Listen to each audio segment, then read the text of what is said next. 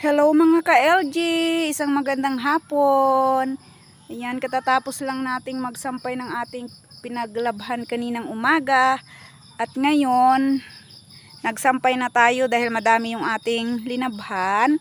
At nandito tayo ngayon sa aking garden.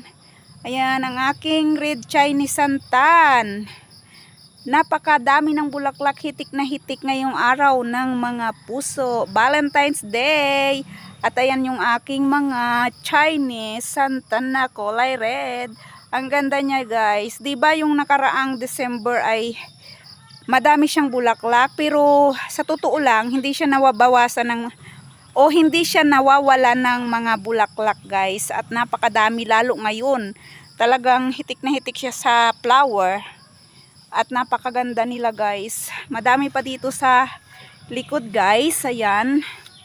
Dahil hindi ko siya na trim ay napakalago na niya at napakataas. Pero may plano ako dito guys na ilalagay ko sila parang bakod. Tapos lagi ko silang ititrim para pag namulaklak sila ng ganito ay napakaganda. Lalo't nakalihira sila guys.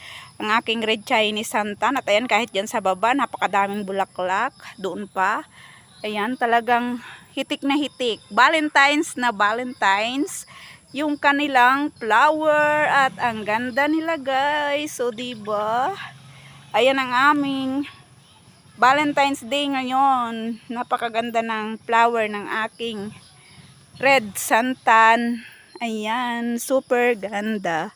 At talagang walang tigil mamulaklak. Kahit noong Pasko pa siya, madami siyang bulaklak. At ngayon, ganun din, mas dumami pa ngayon.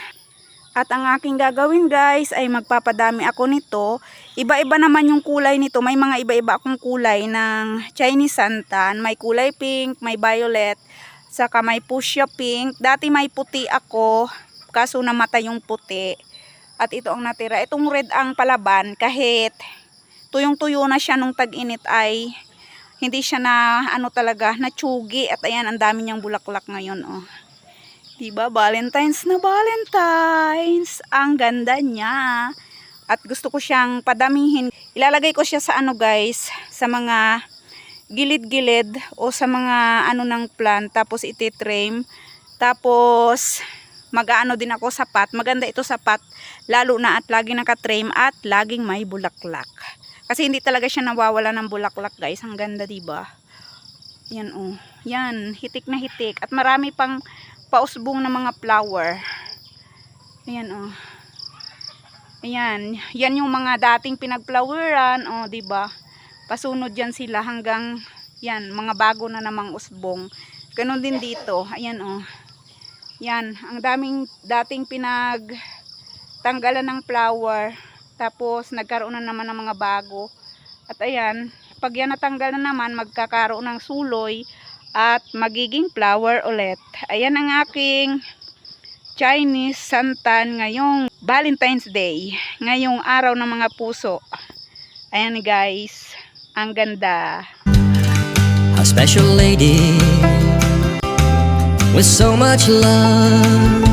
She might be what I'm living for. She's an angel sent down to love me.